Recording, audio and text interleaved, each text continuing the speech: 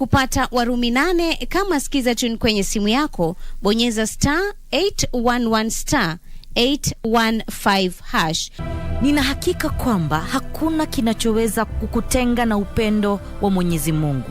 Si kifo, si malaika, si vitu tulivyokuwa navyo au tutakavyokuwa navyo, si mamlaka au chochote kitakachoumbwa.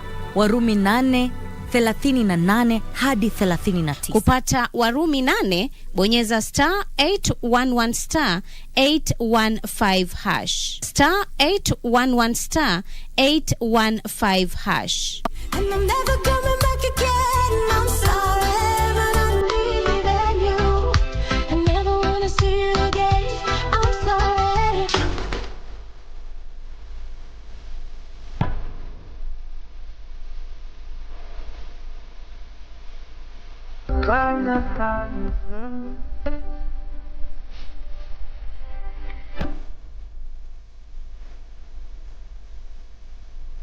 L-O-V-E-Y-O-U. Oh yes, I L-O-V-E-Y-O.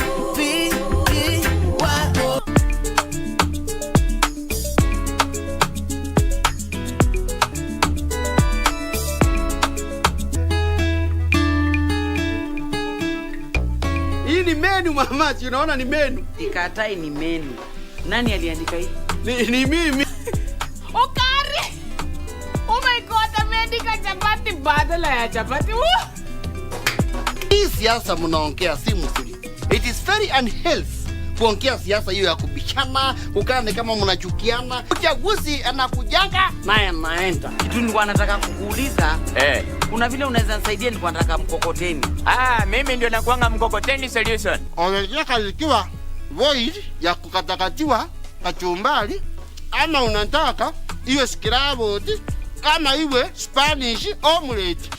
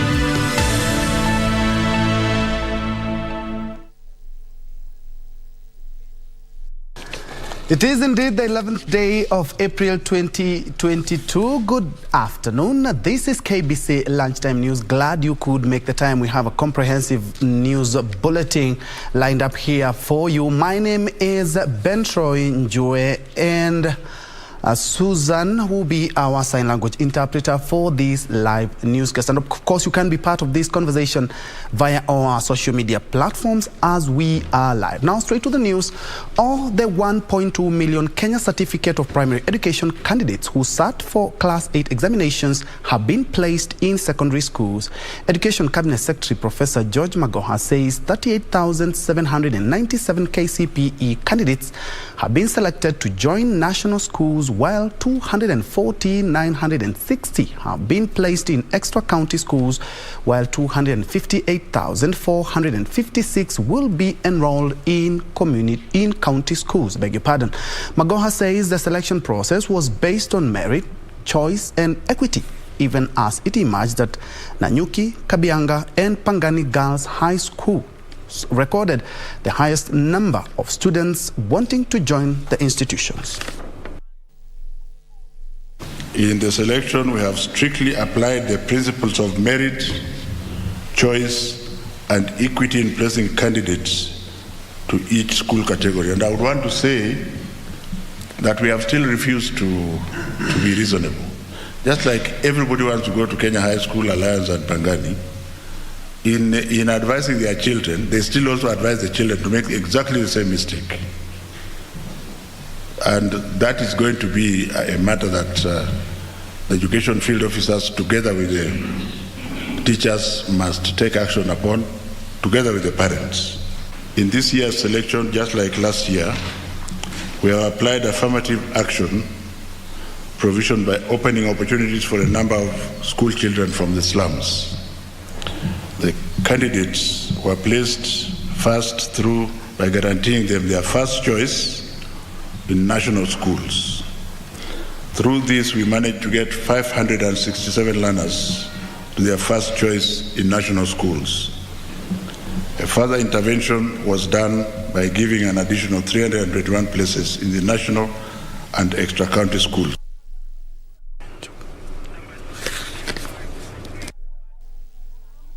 To some politics now, Orange Democratic Movement ODM is facing a backlash in Mombasa County for conducting primaries which were marred with irregularities over the weekend. They have questioned the authenticity of the polls and are demanding that the primaries be repeated. The Orange Democratic Movement is on the spot over the conduct of its primaries in parts of the country. In Mombasa, a section of aspirants are demanding the repeat of the exercise. Sisi tulipika kura na Osana alipita. Hata sijui kwa nini tunasema iregerewe. Osana apewe certificate. Kama hakuna certificate. Kama hakuna certificate. Wacha niseme hivi. Hii nyumba imetusumbua sana. National Elections Board, you will not joke with us this time round. We as Chan residents, we want to address you, specifically you as NEB, that it is either you give us our right, it is either you give the leadership that we deserve, or we choose the path that we will go. Some aspirants are accusing the party of dishing out nomination tickets in complete disregard of the party supporters. The ODM party is holding primaries in Busia County, in which former Funyula MP Paul Otuoma and Busia woman Rep Florence Mutua are vying for governor.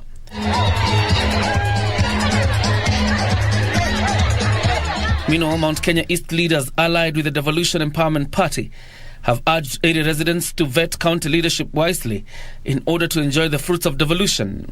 The party chairman Lenny Kivuti asked residents to vote leaders on their capabilities and not party affiliations, saying that some were hanging on to big names but had nothing to offer the electorate.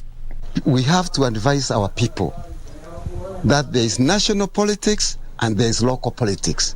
If they choose leaders who are not credible locally, they will still suffer. Because we need credibility at all levels, at national level and at local level. Elsewhere, Emurua Dikir MP Johanna Ngeno and Joel Tasur, who is seeking the UDA ticket for the Kilgoris parliamentary seat, are alleging of a plot by some powerful individuals. Na hii nomination can give Azimio a very, very good advantage kama wananchi hawatapewa nafasi ya kupiga kura. Kama wananchi hawatahesabiwa kura yao ya ukweli. Because I am reading the moods and feelings of my supporters and they are ready for anything. We are approaching a nomination, the countrywide nomination, UDA nomination. As in Emurua Dikir, we are prepared and we are waiting for the day eagerly. And apart from a few challenges here and there, to influence elections in favor of their opponents. And from politics, let's now cross over to the KICC, where the GTAP party is conducting, actually it's giving out part of its nomination certificates today, and the function is currently underway. Let's first of all listen in. The party leader, Dr. Kalua, is currently addressing them.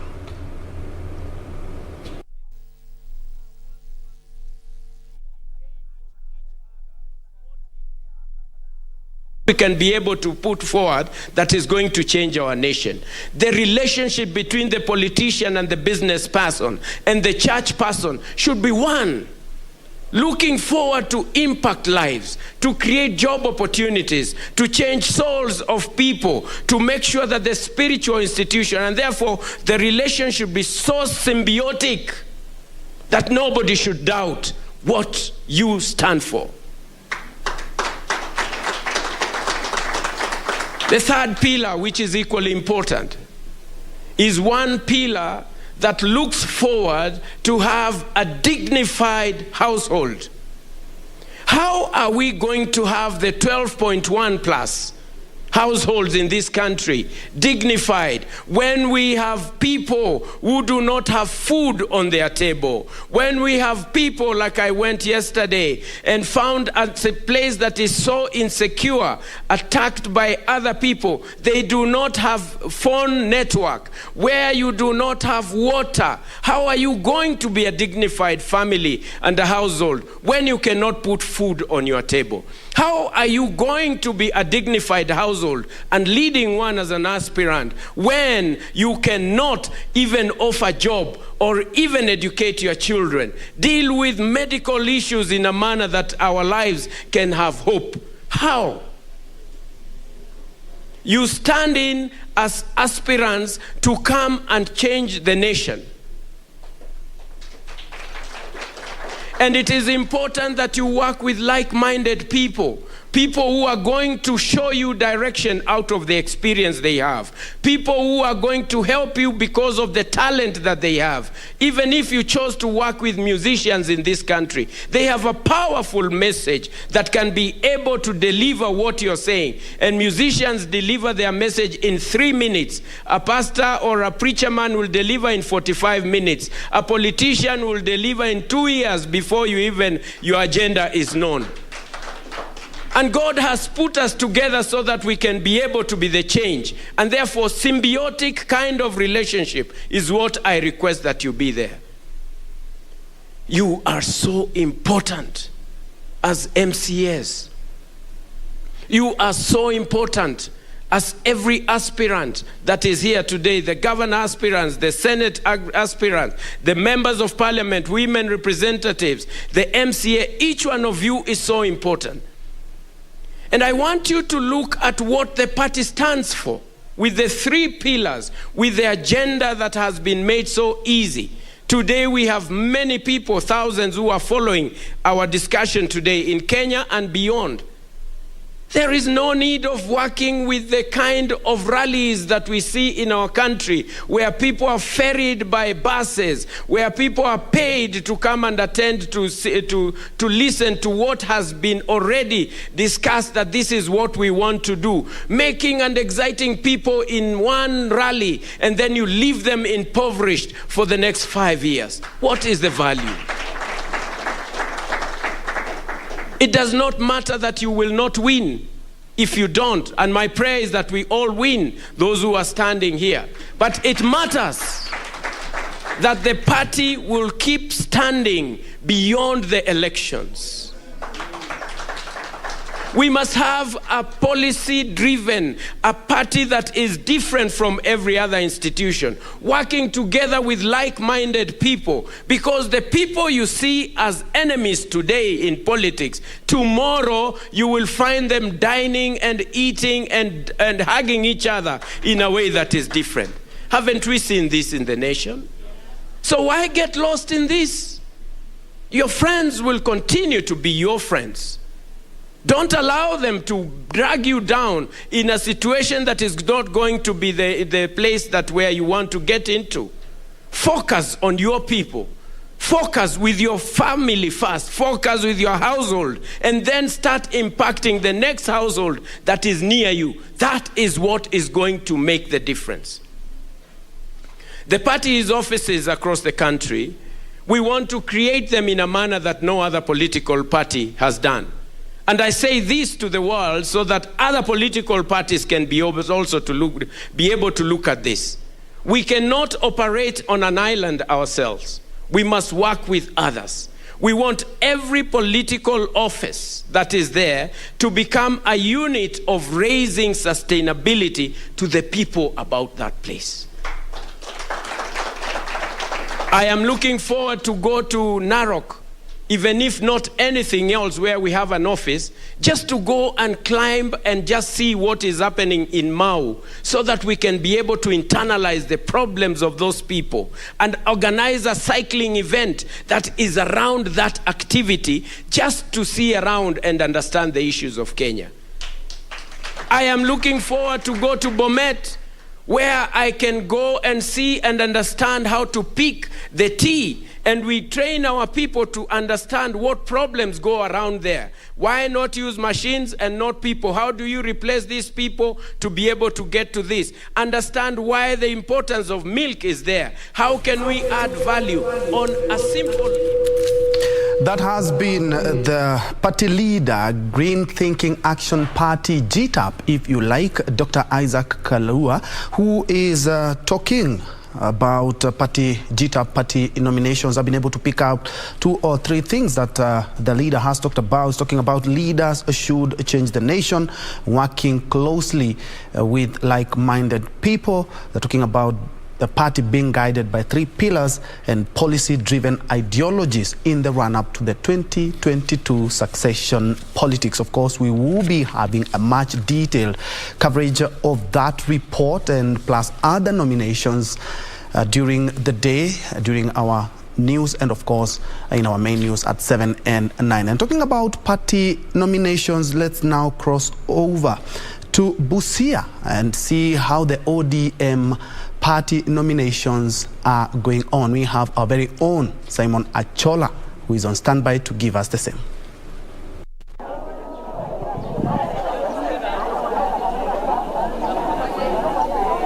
Well, thank you very much indeed, Ben, Troy, Njue. We are indeed in Busia County, and we are focusing on ODM party primaries that are going on as we speak.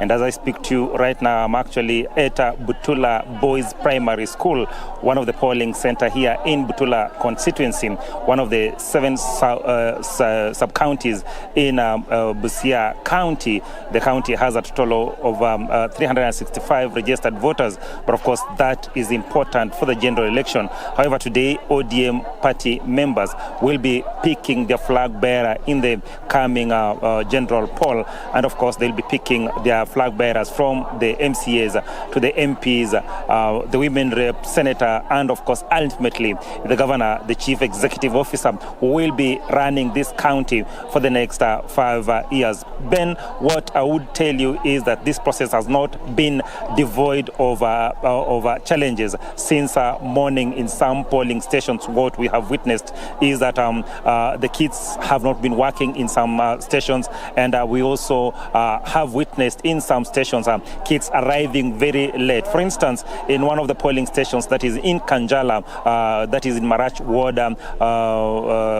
Ward, the kids arrived at around midday. That means that the locals there were actually supposed to begin casting their vote at around midday. But by the time we are leaving that center, what I can assure you, Ben, is that the voting exercise had not begun, simply because there was some confusion in terms of the name of that place. In Busia, we have a place called Ganjala and we have another place called Kanjala. And that confusion, of course, ensured that the kids that were meant for Kanjala were actually transported to Ganjala, and the kids that were actually meant to come to Ganjala had actually been transported to Ganjala. That in itself meant that nothing would have actually happened at that place. And as I speak to you right now, the voting exercise has not actually begun at that place. Now, that brings into question of exactly what is going to happen at that particular polling station and very many other polling stations across the county that have actually experienced those challenges. Now, we are told that that polling stations across the county were actually opened at around 6 a.m. and they expected that party members would start casting their votes at around 7 a.m. in the morning up until 6 today in the evening. But as I speak to you, Troy, in some of those polling stations, the exercise is yet to kick off. So that, of course, bringing into question of exactly if indeed those polling stations will continue to open beyond 6 p.m. this evening, or what will exactly happen. We sought the views of the presiding officers who are actually involved in the running of those polls in those particular polling stations. And what they told us that as we speak now, they are yet to get communication from the head office if indeed they will be extending the voting time or they will be closing the polling stations at 6 p.m. as had been communicated earlier on. I also just want to bring to your attention that, of course, the candidates that are actually, one of the seats that are actually been hotly contested for is a seat of the governor, and we have the former Minister for Sports and, of course, the former Minister for Fisheries, Paul Otoma, going it out with the current women rep for Busia, that is Florence Mutua, and of course we are looking keenly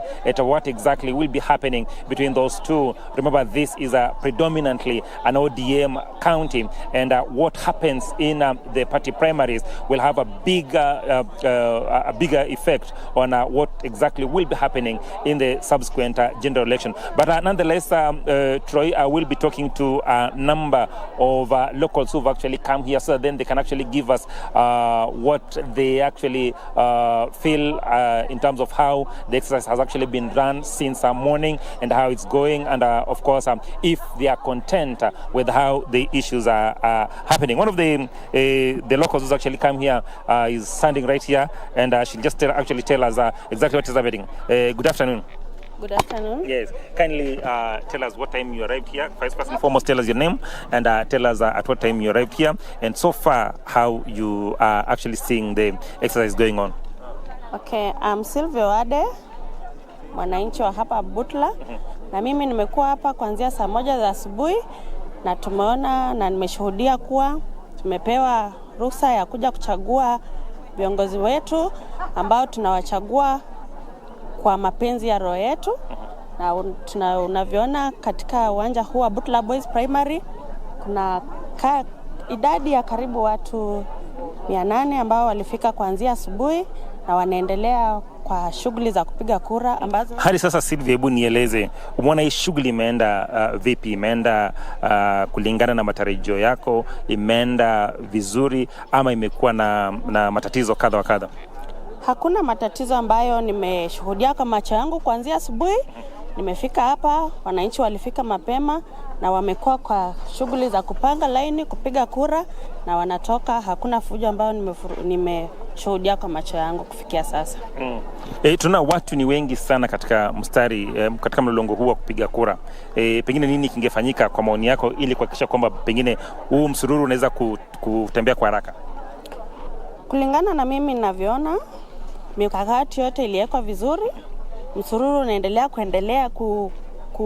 watu wanaendelea kupiga kura wakitoka, na hivyo ndo tulikuwa tunaomba ili kura tuipeleke haraka, tupige kura haraka tumalize. Asante sana Sylvia. Of course that is one of the locals here telling us of exactly what she feels of this particular exercise. Mzee, namna gani? Niko sawa kabisa. Umefika hapa mapema sana. Tueleze shughuli hii inaendelea vipi? Nimefika, shughuli imeenda sawa. Lakini kitu ilikuwa na shida kidogo, ilikuwa kuangalia register majina. Lakini tukaingilia tukajaribu kurekebisha, na wale makarani wako na register wamejaribu kuharakishia. Lakini shughuli inaenda sawa. Kando na hiyo register ambayo umesema, hiyo sajili ya wapiga kura, umesema mambo yote yameenda shwari kabisa? Mambo yote imeenda shwari, lakini hii furugu naona kidogo ni vijana, lakini tumejaribu kutulisha. Vurugu ilikuwa juu ya nini? Vurugu ilikuwa tu juu ya wapinzani wawili, ya Tito na Suka. Watu wanatoka kijiji kimoja ndio wanafurugana, kwa sababu wao watu opponent wakati walikuwa wanapiga campaign walikuwa na lai kwa hiyo vijiji. Ndio vijana sasa wanaonelea kunyang'anyana watu kuleta kupiga kura. Shukran sana.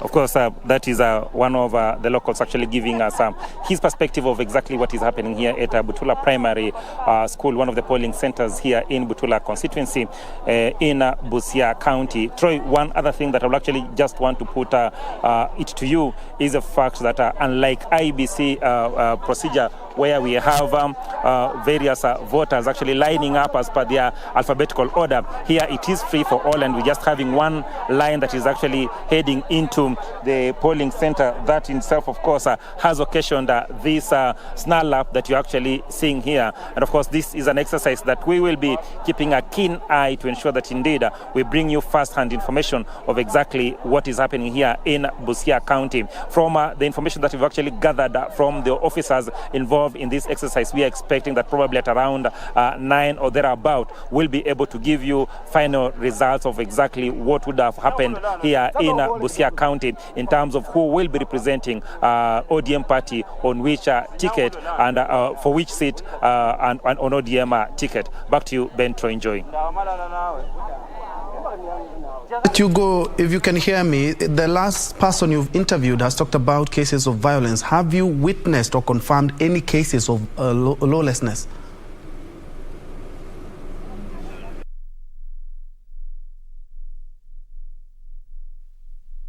The nomination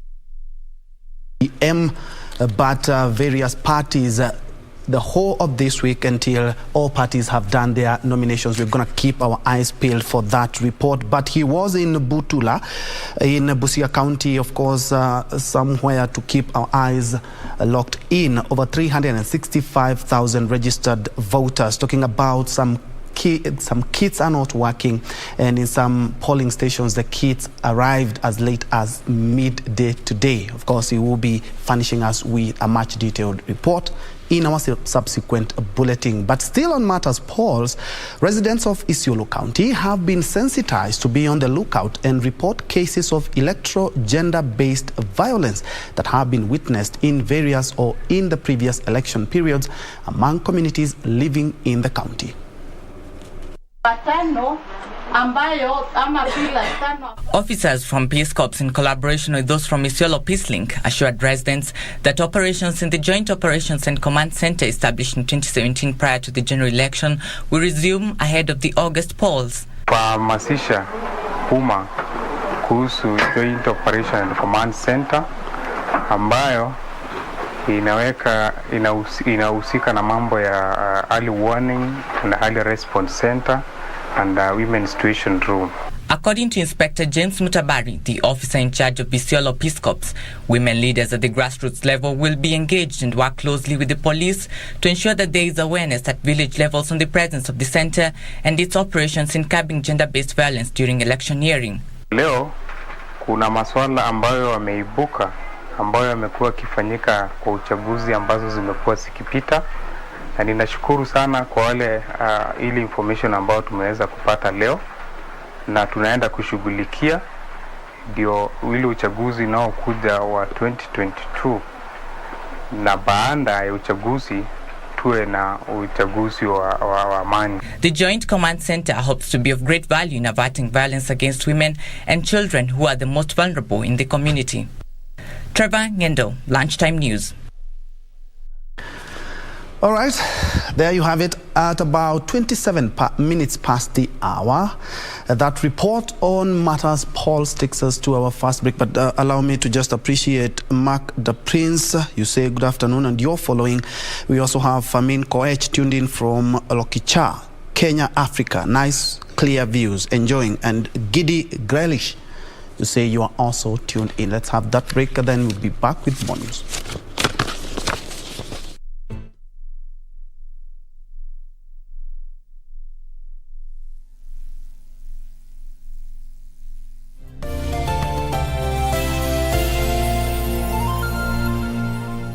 So wakati COVID iliingia hivi, mimi hata hapo stress zote zilianza.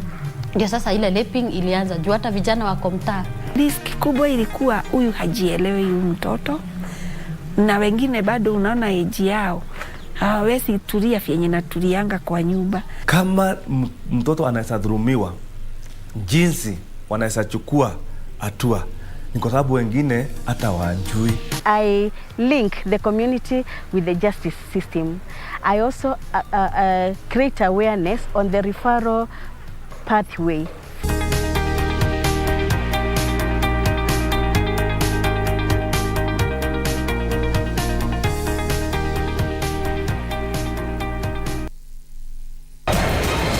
The legendary run to Olympia Stadion in Berlin is now less crowded, with only 4 teams out of 64 still in contention. Something more outstanding is that all of the sides to have won the DFB Pokal over the last 29 years are already out this year. And Leverkusen are knocked out by a Bundesliga 2 side. In the first DFB Pokal semi-final, Hamburger SV will face Freiburg on Tuesday, the 19th of April 2022 at 9:45 p.m. While in the second semi-final, RB Leipzig will lock horns with Union Berlin on Wednesday, the 20th April 2022 at 9:45 p.m. Having braced the turbulent journey and buoyed up with the trophy in sight, no team want to go down without a fight. You don't want to miss this adventurous football show, live and exclusive on KBC Channel 1. KBC Channel 1, your true sports partner. Do you have a news story to share with KBC? Get in touch swiftly on email news@kbc.co.ke or call 0723 892 654 or 0734 780 124.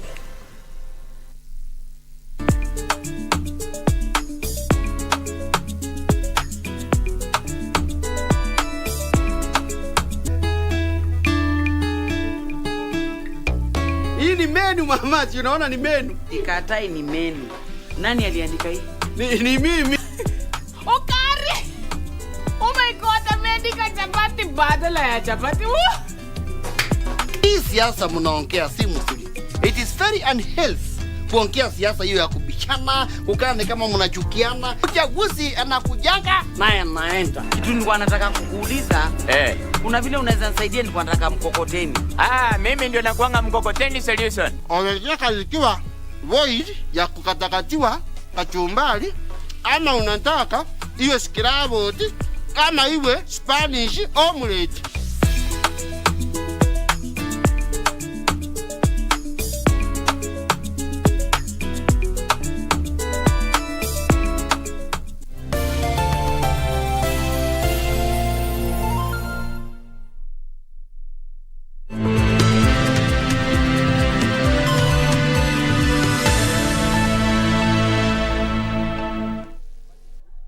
Thank you so much for keeping it KBC Lunchtime News. And now to something to look forward to. The Bible Society of Kenya says it will translate the Holy Bible into all native languages in the country by the year 2030. Speaking during the launch of the Abakuria Bible at Kehancha in Migori County, the Bible Society of Kenya General Secretary Elizabeth Wanjiru said 35 million shillings has been set aside to facilitate the process.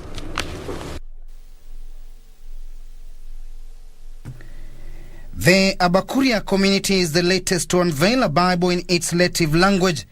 Bible Society of Kenya General Secretary Elizabeth Wanjiru says the launch of the Abakuria Bible will spur a wave of social change in the community. This Bible has taken a very long journey. It has been over 39 years since the work of this Bible started, with the New Testament having been launched in the year 1996. After that, the work of the Old Testament started.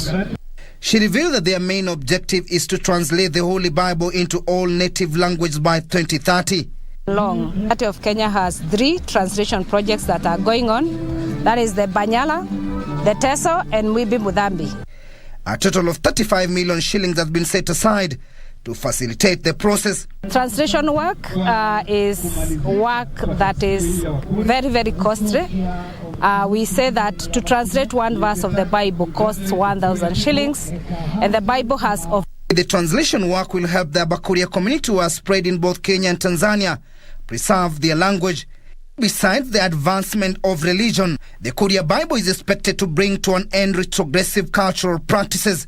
The Abakuria community now joins other communities like Sengwero of Rift Valley, which unveiled the first ever translated section of English Bible to its native language a fortnight ago.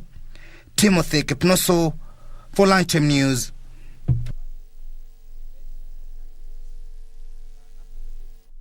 Elsewhere, a section of residents in Naivasha have expressed concern over the rising cases of drug abuse, child labor and early marriages.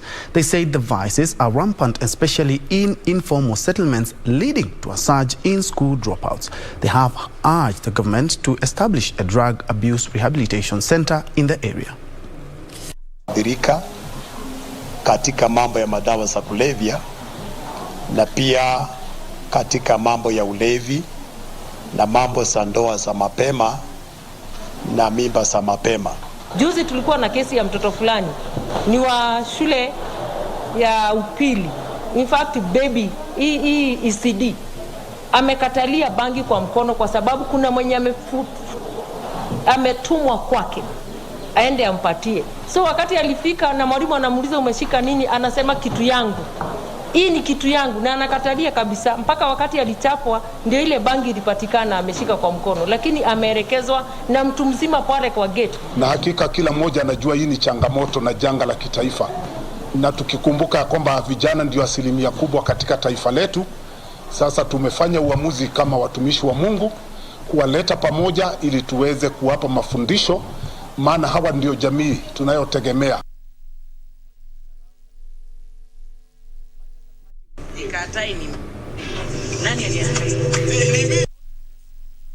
A section of integrated internally displaced persons living in Nyandarua County are calling on the government to fast-track the process of compensating them. According to their coordinator, James Mwaura, the government has set aside 6 billion shillings for the resettlement of victims of 2007-2008 post-election violence, but the money is yet to get to all intended beneficiaries. Mwaka wa 2010 tumepata kusukuma hii maneno hadi mwaka wa 2017 ambapo serikali ilipatia wengine shilingi 50,000 na tukaahidiwa ya kwamba shilingi 150 ziko njiani zinakuja. Na sisi tukiwa wazalendo wa Kenya hii yetu, tuko hapa hii leo kuja kumuuliza His Excellency the President asikie kilio chetu hii leo, maana tumesema mara si moja, mara nyingi sana. Hakuna ofisi ya serikali ambayo hatujaingia, lakini hatujapata haki yetu hadi siku hii ya leo. Mimi ni mzee wa miaka karibu 80, na mimi kitu nilifanya, sina pahali ya kukaa sasa, sina nini. Tuko wengi wasee kama mimi, tunangojea tu serikali. Tunaona serikali hapana kuja kutuchukua, tukaona msuri afadhali tuje, maana tunajua shamba yetu tulinunuliwa na serikali yetu, lakini hatakuwa na mtu wa kutulete. Tunangojea, tunaona hakuna mtu anakuja kutulete. Sasa tukakuja, na hii shamba ni msuri, ni mnono, iko na hoteli msuri sana ya kulima.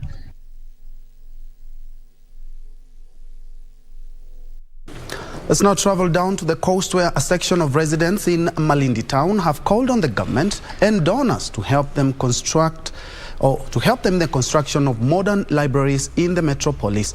The locals say the existing library is too small and can no longer accommodate the growing number of readers. The residents have, in the meantime, lauded the Communication Authority of Kenya for donating 12 desktop computers and a software that will enable the visually impaired to read at the library without any difficulties.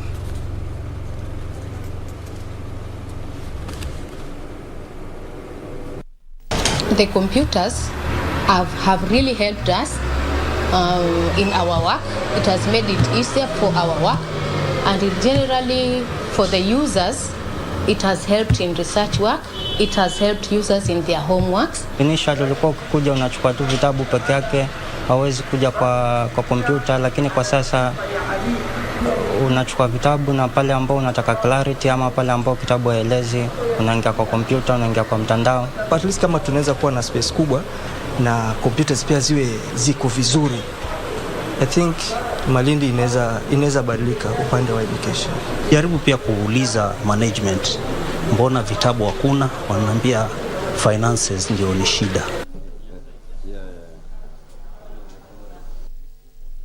And away from that, hundreds of Mbere South residents have benefited from the Huduma Kenya mobile outreach program designed to bring government services closer to the people. Some of the services include free cancer and diabetes screening, among others.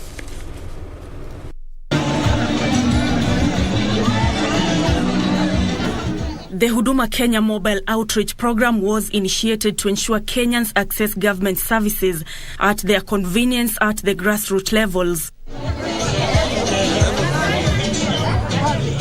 The caravan has been traversing various locations in Embu County, rendering services to locals. Some of the beneficiaries included boda-boda operators who had turned up for the ongoing registration. Saizi hapa Kiretiri, by saa 6 saizi tumeweza kuwa tumehudumia watu zaidi ya 3,000. Hao ni watu kibao mingi, na by time tuende kufunga leo unaweza fikiria ni watu wangapi tutakuwa tumewaona. Kwa sababu ya kwanza kuna ile nauli ambayo wamekuwa wamesave ya kuenda all the way to Embu Huduma Center. Wengine wanaofia nitaenda pale Huduma Center nikute laini kwa mrefu. Residents were also screened for diseases such as cancer, diabetes, high blood pressure and eye disorders. Angalia, kuna wateja wengi wamekuja kwa mahudumu ya hospitali leo, na wale wateja unaona baadhi yao kuna wale wako na miti ya kutembea, na wengi ni kwa sababu ya kuumwa na nyoka. Na hilo ni jambo ambalo pia mimi limenishangaza kwa kuwa nimesikia kuna pia vifo mingi sana imesababishwa na hizi maneno ya nyoka. Unashangaa kwani hatuna antivenom kwa mahospitali zetu ama ni namna gani? Nancy Okware, Lunchtime News.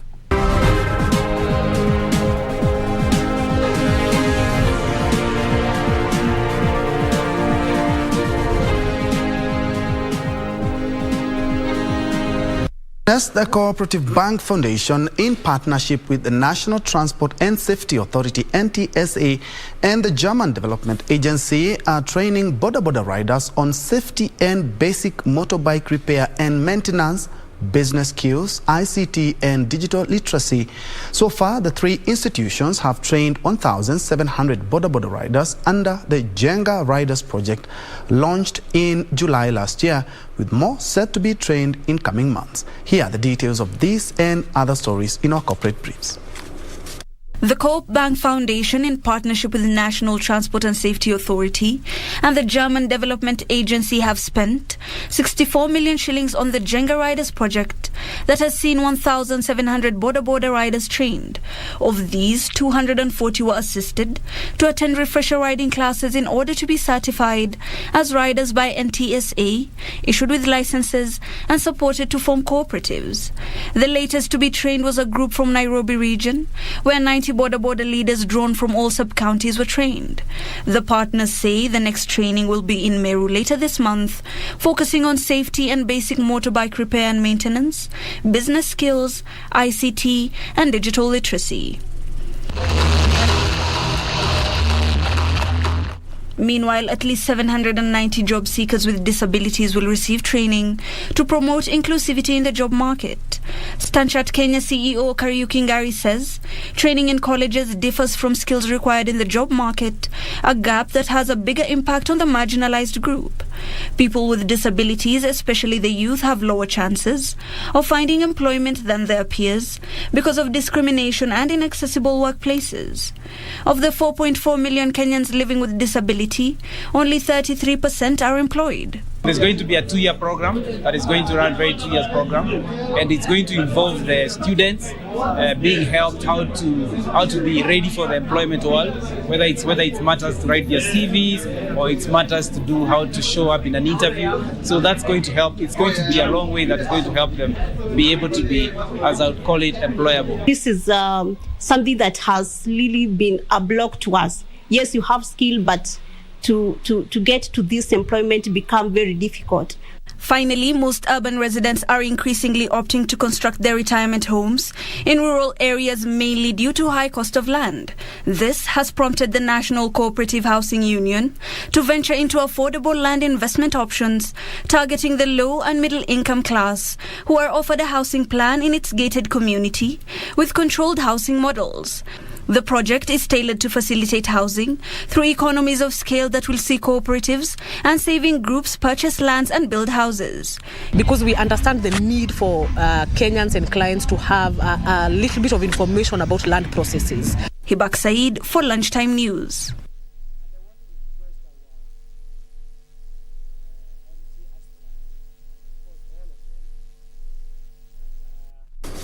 Ethiopia is allowing residents to import basic food items such as oil, wheat, sugar, baby milk and rice directly through the Customs Commission without waiting for foreign exchange permits.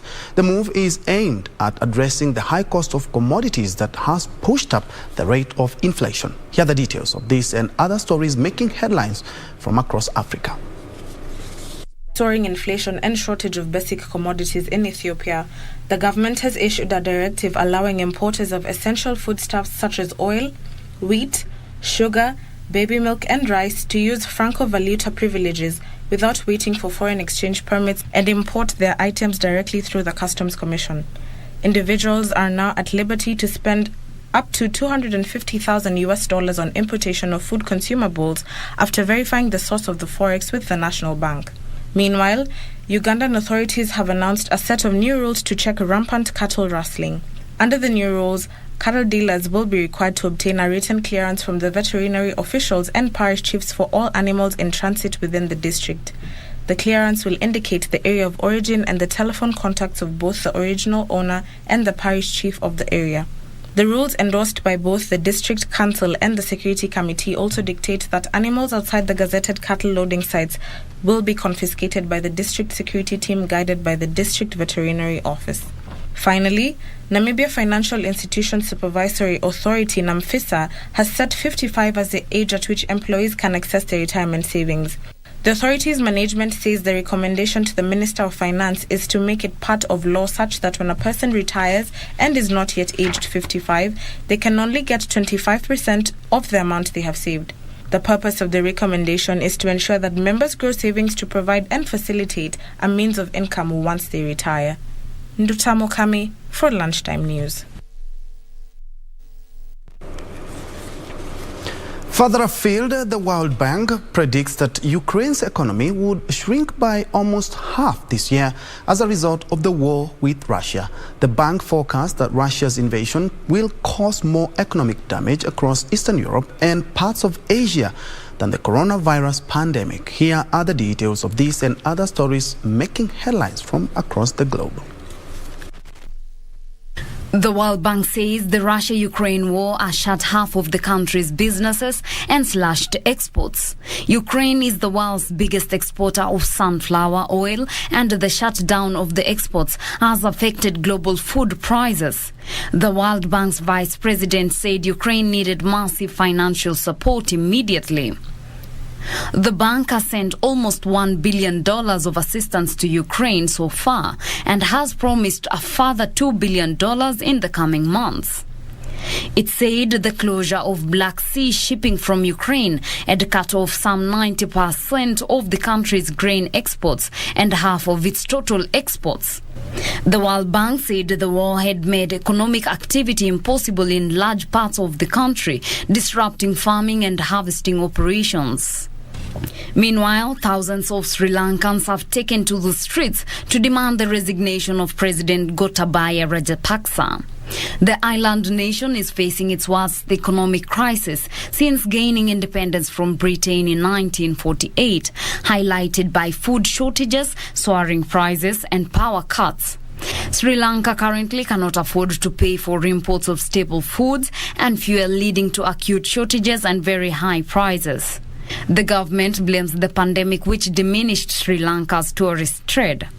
However, experts say economic mismanagement is to blame. The economic factor is Sri Lanka chose to focus more on its domestic markets instead of exporting to foreign ones. So income from exports remained low while the bill for imports kept growing. Finally, Elon Musk has decided not to join the board of Twitter, the company's chief executive Parag Agrawal said. Musk's appointment was due to become effective on Saturday after revealing last week that he had bought a 9.2% stake in the social media platform. However, Agrawal tweeted that Elon shared that he will no longer be joining the board. The Tesla's boss remains Twitter's largest shareholder, and the firm will remain open to these inputs. Over the weekend, Musk suggested changes to Twitter Blue Premium subscription service, including slashing its price, banning advertising, and giving the option to pay in cryptocurrency Dogecoin. Reporting for Lunchtime News, I am Teresa Mutai.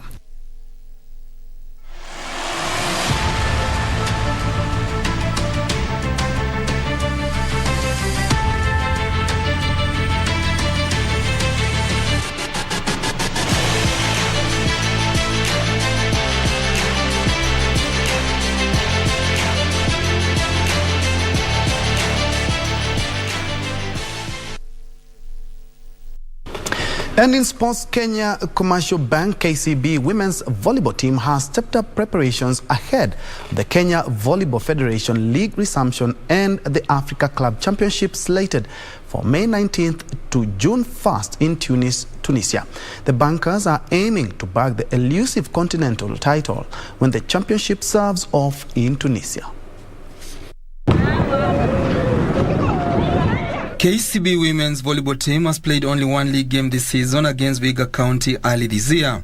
Head coach Japheth Mulala has been shaping his side ahead of the league's resumption early next month through friendly matches and intense training sessions. Outside hitter Mercy Moim believes the bankers are ready for the league's return as anticipation has been rising over the federation's uncertain fixture schedule. I normally say we believe in ourselves. Kama KCB tume believe in ourselves, kama players na tunajua tunaenda kufanya poa. Nataka niwaambie mafans KCB iko ready na hata tukua disappoint this season. Tunaenda work hard to make sure tumechukua kikombe.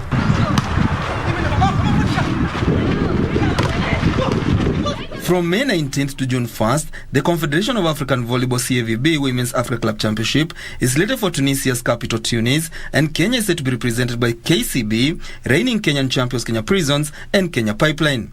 Team captain Edith Wisa believes they have what it takes this season to go all the way and claim different titles, including the Kenya Volleyball Federation League title. Each and every player is psyched up and ready to play well. Putting in mind every person has a chance to play, so everybody has to be prepared. All I can say is that each and every player is very much ready to play and the morale is high. KCB came close last year, finishing second after losing to our rivals Kenya Prisons.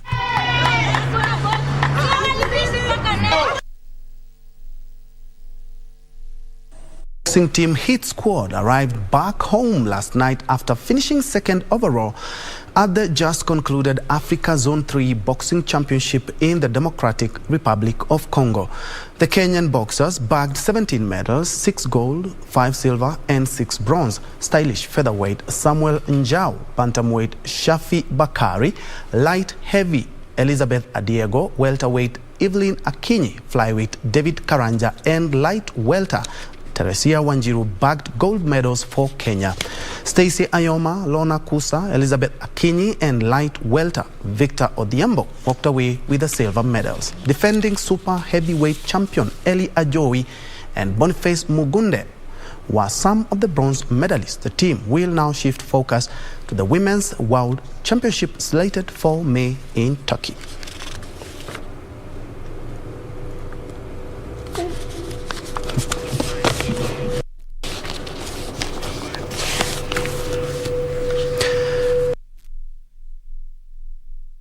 Golfers Kanana Mudomi and Mukundi Mudosi emerged the overall winners of the 5th leg of the Safaricom Golf Tour Junior Tournament held at the Par 72 Machakos Golf Club. Mudomi, who is 12 years old, carded a total of 38 points to emerge the best girl, while 15-year-old Mudosi, a student at the Aga Khan Academy, carded a gross of 84 points to emerge the overall boys winner. Claiming the boys 15 and above title was Kionjori Mathu with a gross of 86 points ahead of Mogambi Kemathi, who garnered 91 points. Kelsey Mbogwa won the girls 15 years and above category, while Tesha Wamaida finished second. The Machakos Tour taking part. The next leg of the Safaricom Golf Tour heads to Eldoret Golf Club.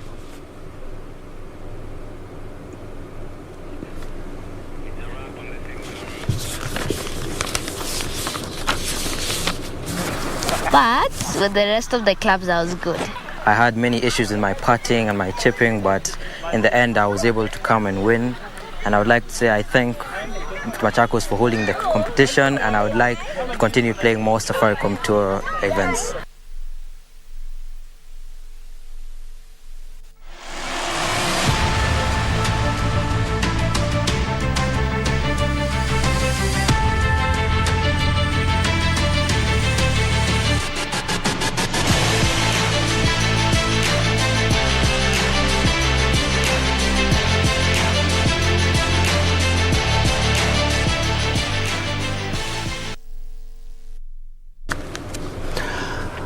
And that report wraps up KBC Lunchtime News on this Monday afternoon. I wish you a very fruitful week ahead. And remember, the limits are not in the skies, but in the mind. Have a good one. My name is Njue, and Susan Thuku has been our sign language interpreter for this live bulletin. Of course, you can check out our website. That is www.kbc.co.ke for more of this, plus much more. And of course, on our social media spaces as well, including our KBC app. Thank you so much for watching. Do have yourself a blessed Monday afternoon.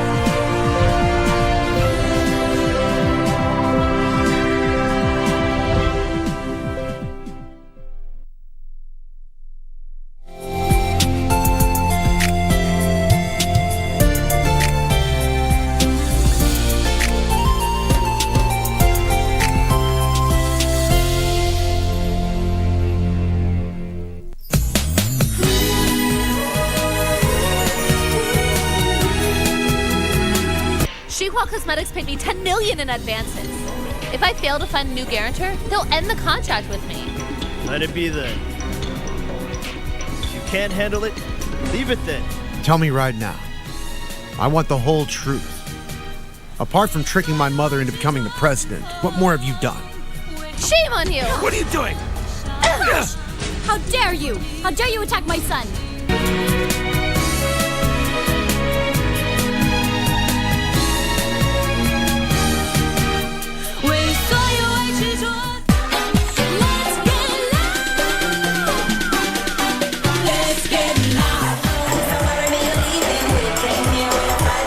Soul Generation's band Soul started off the live experience.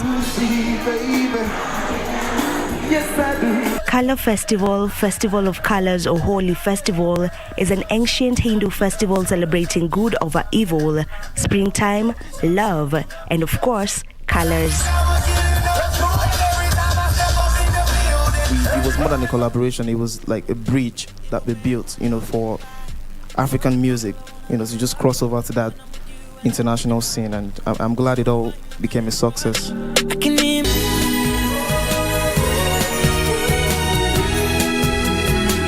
Shihua Cosmetics paid me $10 million in advances. If I fail to find a new guarantor, they'll end the contract with me. Let it be then. If you can't handle it, leave it then. Tell me right now. I want the whole truth. Apart from tricking my mother into becoming the president, what more have you done? Shame on you! What are you doing? How dare you! How dare you attack my son!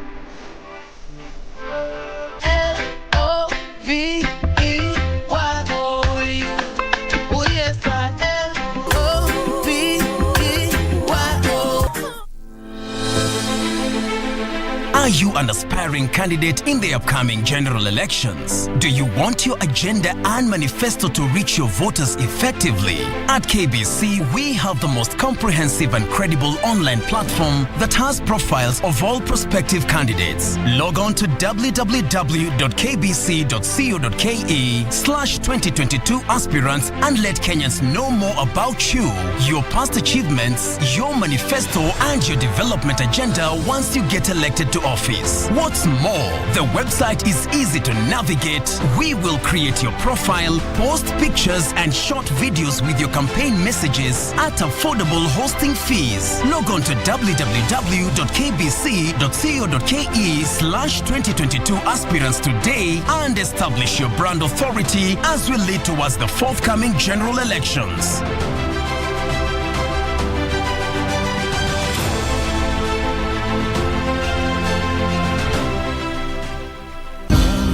Divididos por una sombra de traición.